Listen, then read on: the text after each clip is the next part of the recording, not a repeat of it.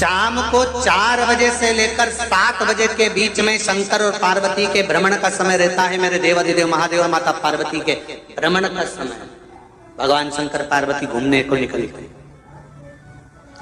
इसलिए हमारा सनातन धर्म कहता है शाम के समय पर माताओं को झाड़ू नहीं लगाना चाहिए, शाम के समय पर माताओं को चूड़ी बिछिया नहीं बदलना चाहिए, शाम के समय पर माताओं को मांग में सिंदूरा नहीं भरना चाहिए, शाम के समय पर माताओं को बाल नहीं बांधना चाहिए, शाम के समय पर माताओं को चौखट पर नहीं बैठना चाहिए। उसका कारण क्या है?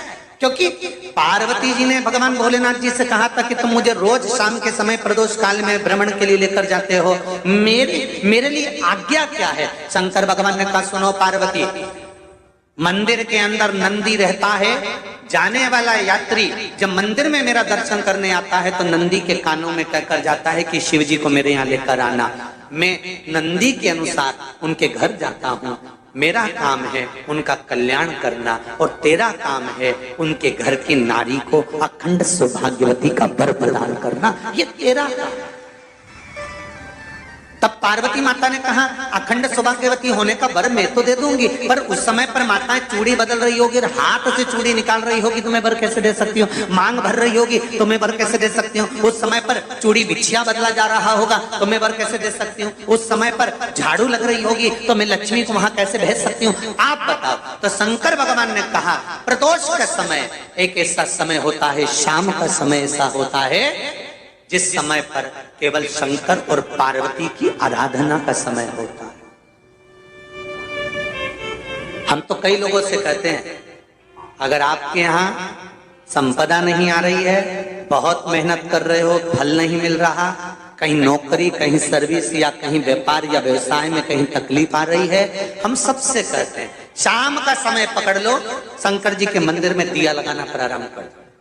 शिव मंदिर में अगर दिया नहीं लगा रहे हो तो बेलपत्री के पेड़ के नीचे दिया लगा। बेलपत्री और शंकर जी के मंदिर में दिया नहीं लगा रहा तो शंकर जी के मंदिर के बाहर चौखट पर दिया लगा। इतना भी नहीं कर सकते तो अपने घर के बाहर अपने द्वार पर दिया लगा दो, पर शंकर जी के नाम का श्री शिवाय नमस्तुभ्यं बोलकर शंकर भगवान को याद कर कर अपनी कामना कर कर बाबा का स्मरण कर कर पंचाक्षर मंत्र नमः शिवाय, षडाक्षर मंत्र ओम नमः शिवाय, द्वादशाक्षर मंत्र ओम नमो भगवते वासुदेवाय, जो मंत्र तुमको याद है उसका स्मरण कर कर लक्ष्मी हो चाहे नारायण हो चाहे राम हो चाहे कृष्ण हो स्मरण कर कर शाम के समय बाहर दिया लगा दो, दरवाजे के पास लगा दो। वो सुनेगा जरूर, आएगा तो उसका वेलकम जरूर होगा और वो कुछ देकर जरूर जाएगा। नियम तो बनाओ, उसकी चौखट पर जाकर कहना प्रारंभ।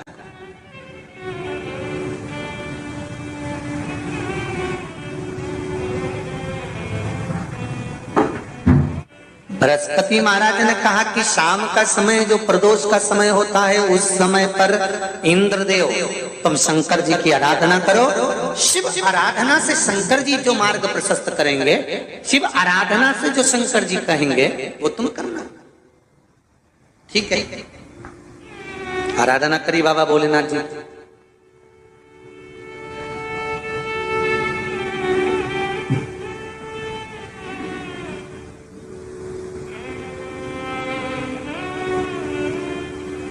मालूम नहीं था इंद्रदेव को।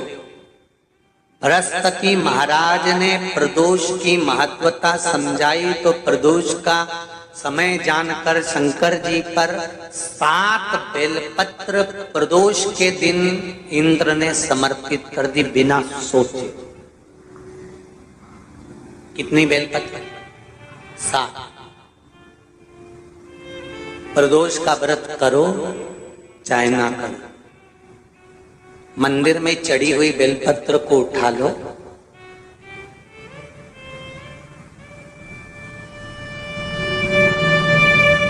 बेलपत्र का ब्रह्म कमल बना लो,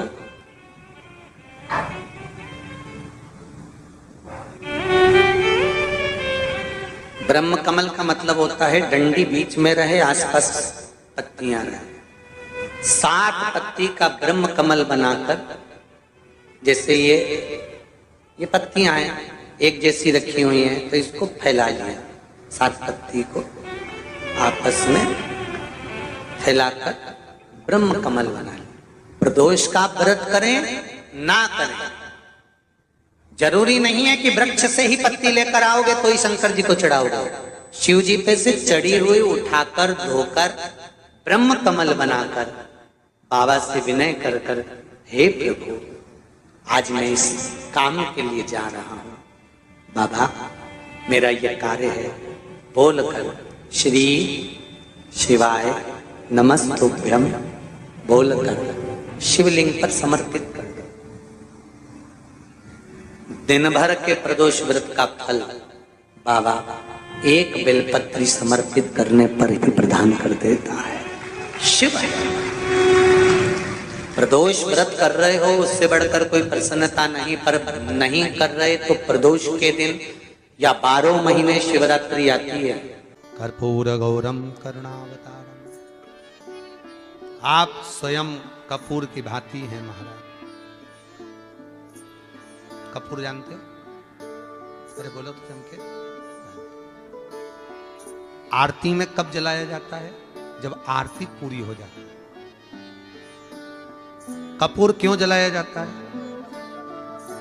बोलते जाओ। कपूर जलाना क्यों जरूरी है? आरती में, यज्ञ में, अनुष्ठान में कपूर की क्या महत्व? कौन है ये कपूर? कपूर शंकर भगवान को कहा कर्पूर गौरम करुणावतार। आप कपूर की तरह श्वेत है, पर कपूर की तरह आप हैं, क्योंकि कपूर है क्या? जब भगवान राम और कृष्ण ने यज्ञ किया, देवताओं ने आवृत्त यज्ञ किया। भगवान विष्णु जिस यज्ञ को करे, भगवान राम ने जो अश्वमेध यज्ञ किया, देवताओं ने जो यज्ञ किया, आनंदमय भगवान विष्णु जिस यज्ञ को करे, यह अश्वमेध यज्ञ केवल राम ने नहीं, इससे पहले नारायण कर चुके थे। भगवान विष्णु लक्ष्मी के साथ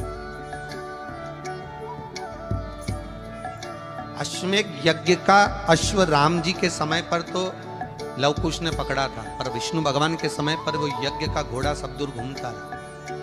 वो अश्व जो आया वापिस, तो भगवान विष्णु से उस अश्व ने निवेदन करा कि अब मुझे करना क्या, मैं सब दूर से आ चुका, क्या मैं पृथ्वी पर ऐसे ही भ्रमण करता रहूंगा, जगत में ऐसे ही घूमता रहूंगा? तब भगवान विष्णु ने भगवान शंकर से निवेदन करा कि इस अश्व का क्या करें।